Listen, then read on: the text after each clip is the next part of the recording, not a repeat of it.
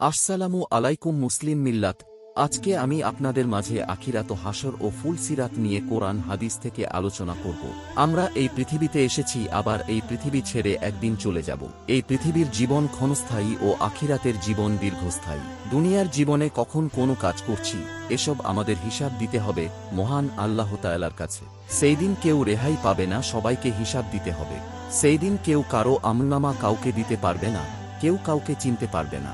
দুনিয়াতে আপনার কত চেনাজানা লোক আছে, সেই দিন কেউ কাউকে চিনতে পারবে না। আখিরাত, পরকাল ইসলামের একটি গুরুত্বপূর্ণ বিশ্বাস। আখিরাতের প্রতি বিশ্বাস ইসলামের মৌলিক স্তম্ভগুলোর একটি। এই বিশ্বাস মানুষকে তার জীবনের প্রতিটি ক্ষেত্রে সৎ ও ন্যায়পরায়ণ হওয়ার প্রেরণা যোগায়।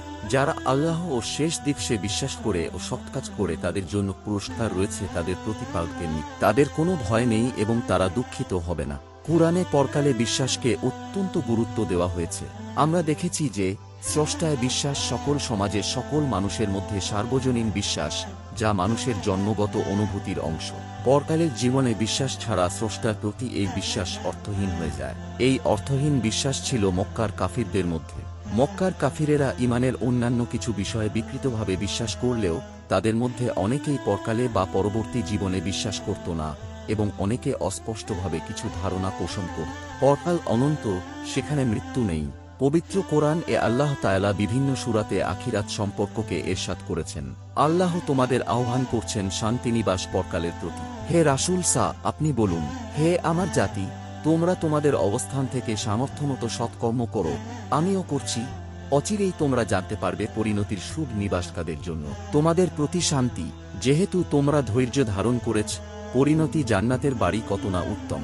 আল্লাহ তাআলা পবিত্র কোরআন এ ইরশাদ করেছেন, যদি তোমরা আল্লাহ ও আখিরাতের প্রতি বিশ্বাসী হয়ে থাক, এটাই কল্যাণকর ও পরিণতির দিক দিয়ে সর্বোত্তম। আখিরাতে বিশ্বাস মজলুমের জন্য সান্ত্বনার স্থল। ইহকালে বা পরকালে জুলুমের বিচার হবেই। ইরশাদ হয়েছে, তুমি অবশ্যই এ কথা ভেবো না যে জালিমরা যা করে আল্লাহ সে বিষয়ে উদাসীন।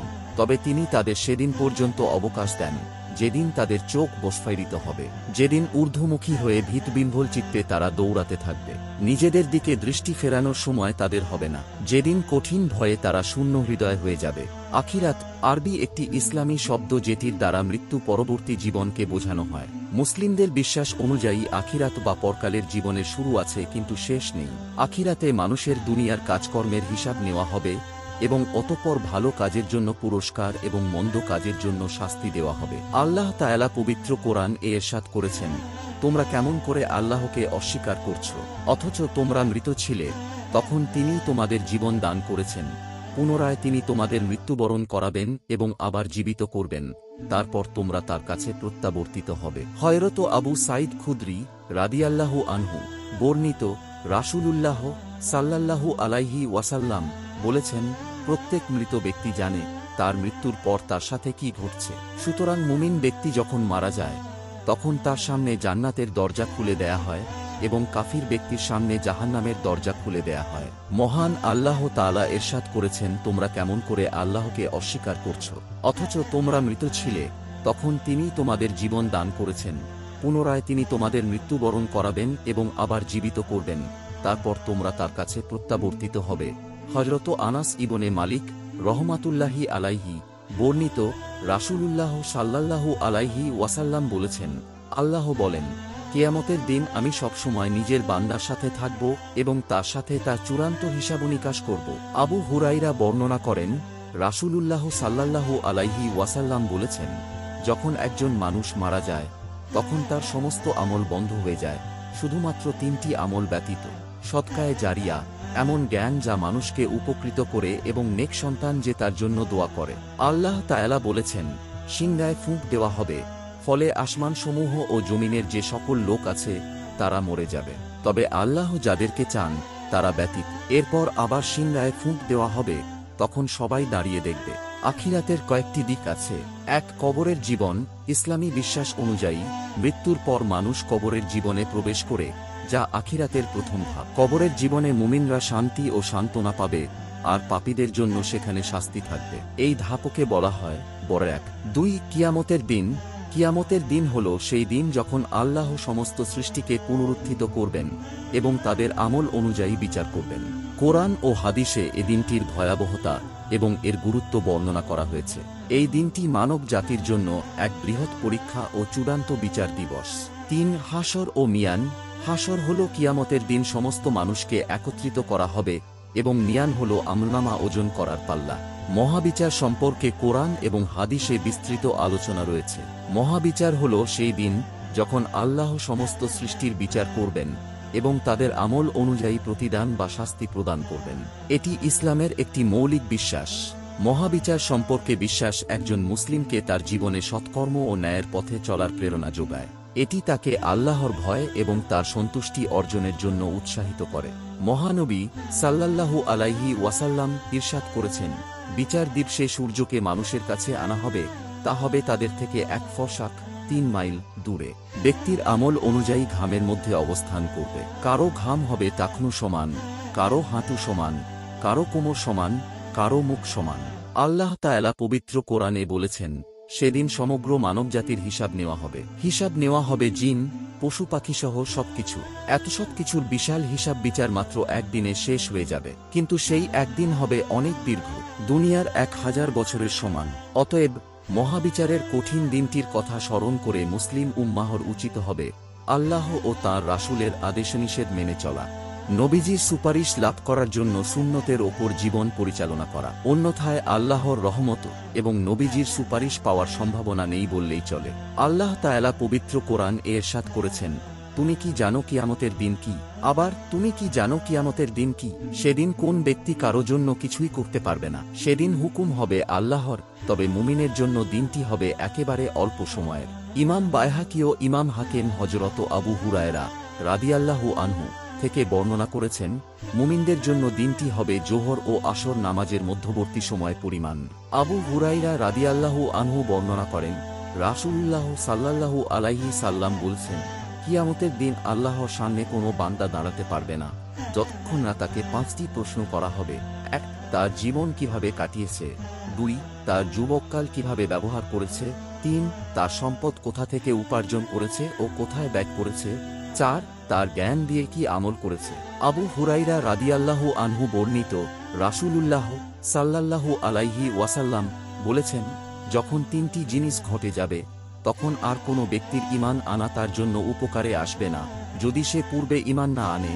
সূর্য পশ্চিম দিক থেকে উদিত হওয়া, দাজ্জাল, মিথ্যাবাদী এবং দাব্বাতুল আরদ, পৃথিবীর প্রাণী। আবু হুরায়রা রাদিয়াল্লাহু আনহু বর্ণনা করেন, রাসূলুল্লাহ সাল্লাল্লাহু আলাইহি ওয়াসাল্লাম বলেছেন, কিয়ামতের দিন মানুষ 3টি শ্রেণীতে থাকবে। এক দল যারা পাহাড়ের মতো আমলনামা নিয়ে আসবে, কিন্তু তাদেরকে জাহান্নামে নিক্ষিপ্ত করা হবে। এক দল যারা ক্ষুদ্র আমল নিয়ে আসবে, কিন্তু তারা জান্নাতে প্রবেশ করবে। আর এক দল যাদের আমল তাদের নিজেদের মধ্যে এবং তাদের সাথে অন্যদের মধ্যে ভাগ করা হবে।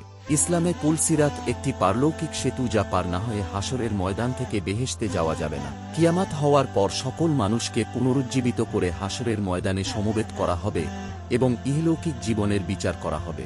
এই বিচারের পর হাসরের মাঠ থেকে পুলসিরাত পার হয়ে জান্নাতের দিকে যেতে হবে। হাসরের মাঠ থেকে বের হয়ে গন্তব্যে যেতে একটি পুল স্থাপন করা হবে। আরবিতে পুলকে বলা হয় সিরাত। সিরাত হাসরের ময়দান থেকে জাহান্নামের ওপর দিয়ে জান্নাত পর্যন্ত বিস্তৃত থাকবে এবং অনেক ভয়ঙ্কর হবে। মানুষের আমলনামা ওজন এবং হিসাবনিকাশের পর সবাইকে ফেরেশতারা আল্লাহর নির্দেশে পুল সিরাত দেখিয়ে দিয়ে বলবেন, এটা তোমাদের গন্তব্যে পৌঁছার পর এ পুল পেরিয়েই তোমাদের যেতে হবে। হাসরের মাঠে 3টা কঠিন মুহূর্তে কেউ কাউকে স্মরণ করবে না। রাসূল সাল্লাল্লাহু আলাইহি ওয়াসাল্লাম বলেন, হে আয়েশা, জেনে রাখো 3টি জায়গা এমন হবে যেখানে কেউ কাউকে স্মরণ করবে না। 1. মিজানের কাছে যতক্ষণ না সে জেনে নেবে যে তার আমলের পাল্লা ভারী রয়েছে নাকি হালকা। 2. আমলনামা পাওয়ার সময় যখন তাকে বলা হবে, আরে অমুক, এই নাও তোমার আমলনামা এবং তা পড়ে দেখো। যে পর্যন্ত না সে জেনে নেবে যে তা তাকে ডান হাতে দেওয়া হয়েছে নাকি পেছন থেকে বাম হাতে দেওয়ার দ্বারা ভয়ঙ্কর আযাব দেওয়া হবে। এবং 3. পুলসিরাত যখন তা লোকের ধনসম্পদকে বেড়ি বানানো হবে, জাহান্নামের ওপর স্থাপন করা হবে। হাসরের দিনের এমন কঠিন অবস্থায় 3 জায়গায় নবীজির আনাগোনা থাকবে, পুলসিরাতের কাছে, মিজানের কাছে এবং হাউজে কাউসারের কাছে। কিন্তু সবার জন্য পেরিয়ে যাওয়া সম্ভব হবে না। পাপী বান্দারা সেটাকে চুল থেকেও চিকন দেখতে পাবে। তাদের জন্য সেটি হবে অত্যন্ত ধারালো। তারা ওই পুলে আরোহণ করা মাত্রই তাদের পা কেটে নিম্নস্থ জাহান্নামে নিক্ষিপ্ত হবে। আর নেককারদের জন্য হবে সুপ্রশস্ত সুগম পথ। তারা তাদের নেকির তারতম্য অনুযায়ী গতিতে জান্নাতে পৌঁছে যাবে। আল্লাহ তাআলা বলেন, তোমার রবের কসম, আমি অবশ্যই তাদের ও শয়তানদের হাসরের মাঠে সমবেত করব, অতঃপর জাহান্নামের চারপাশে নতজানু অবস্থায় তাদের উপস্থিত করব। তারপর প্রত্যেক দল থেকে পরম করুণাময়ের বিরুদ্ধে সবচেয়ে বেশি অবাধ্যকে আমি টেনে বের করবই। আমি পরিপূর্ণ অবগত তাদের সম্পর্কে, যারা জাহান্নামে দগ্ধীভূত হওয়ার অধিকতর যোগ্য, এবং তোমাদের মধ্যে এমন কেউ নেই যাকে এই পুল সিরাত পার হতে হবে না। এটা তোমার প্রতিপালকের অবধারিত ফয়সালা। সেদিন আমি তাকওয়া অবলম্বনকারীদের নাজাত দেব, আর জালিমদের আমি সেখানে রেখে দেব নতজানু অবস্থায়। পুল সিরাত হবে অনেক ভয়ঙ্কর, চুলের মতো সূক্ষ্ম ও চিকন হবে, তরবারির মতো ধারালো হবে। নিচে থাকবে জাহান্নাম, দুই পাশে থাকবে লোহার তক্তশলাকা, কোনো আলোর ব্যবস্থা থাকবে না। যার যার আমলের আলো দিয়ে সে পথ অতিক্রম করতে হবে। হযরত আবু সাঈদ খুদরি রাহমাতুল্লাহি আলাইহি থেকে বর্ণিত, তিনি বলেন, আমরা রাসূলকে সাল্লাল্লাহু আলাইহি ওয়াসাল্লাম জিজ্ঞাসা করলাম, ইয়া রাসূলুল্লাহ, পুল সিরাত কেমন হবে? নবীজি বললেন, তা মসৃণ ও পিচ্ছিল হবে, তাতে থাকবে অসংখ্য লৌহ শলাকা ও আংটা, আর থাকবে অসংখ্য কাঁটাযুক্ত দাঁতালো মাথা। হযরত আয়েশা সিদ্দিকা রাদিয়াল্লাহু আনহা থেকে বর্ণিত, রাসূলুল্লাহ সাল্লাল্লাহু আলাইহি ওয়াসাল্লাম বলেছেন, জাহান্নামের ওপর একটি পুল আছে, যা চুলের চেয়েও বেশি চিকন আর তরবারির চেয়েও বেশি ধারালো। এর ওপর লোহার শিকল ও কাঁটা থাকবে। মানুষ এর ওপর দিয়েই গমন করবে, কেউ চোখের পলকে, কেউ বিদ্যুৎ গতিতে, কেউ বায়ুবেগে, আর কেউ উত্তম ঘোড়া ও উটের গতিতে পুল সিরাত পার হবে। আর ফেরেশতারা বলতে থাকবে, হে প্রভু, সহি সালামতে অতিক্রম করাও, হে প্রভু, নিরাপদে পার করাও। কেউ নাজাত পাবে, কেউ আহত হবে, কেউ উপুর হয়ে পড়ে যাবে, আর কেউ অধোমুখী হয়ে জাহান্নামে পড়ে যাবে। হযরত ইবনে মাসউদ রাদিয়াল্লাহু আনহু থেকে বর্ণিত, রাসূল সাল্লাল্লাহু আলাইহি ওয়াসাল্লাম বলেছেন, সবাইকে সবার আমল অনুপাতে নূর দেওয়া হবে। কারো সামনে পাহাড় পরিমাণ নূর দেওয়া হবে, কারো হাতে মশাল পরিমাণ নূর দেওয়া হবে, কারো নূর হবে একটি বৃক্ষের পরিমাণ। এভাবে সবচেয়ে কম নূর যাকে দেওয়া হবে তার নূর হবে পায়ের একটা আঙুলের মাথা পরিমাণ। একবার জ্বলবে, একবার নিভবে। যখন আলো জ্বলবে তখন পথ চলবে, আর যখন নিভে যাবে তখন দাঁড়িয়ে থাকবে।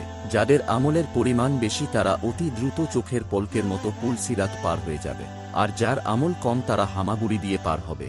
আল্লাহ তাআলা বলেছেন, সেদিন তুমি ঈমানদার পুরুষ ও নারীদের দেখতে পাবে যে তাদের সামনে ও ডান পাশে তাদের আলো ছোটাছুটি করছে।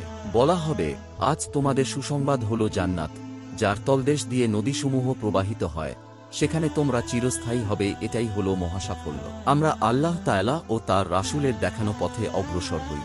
আসুন আমরা মহান আল্লাহ তাআলার কাছে যেন প্রকৃত মুমিন বান্দা হয়ে আখিরাতের কঠিন কাঠগড়ায় উপযুক্ত আমনামা নিয়ে উঠতে পারি, এই প্রার্থনা করি। নিশ্চয় আল্লাহ তাআলা অধিক দয়ালু ও ক্ষমাশীল। ভিডিওটি ভালো লাগলে ভিডিওটি লাইক করবেন।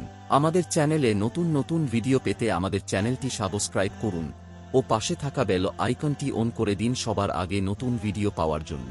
ধন্যবাদ।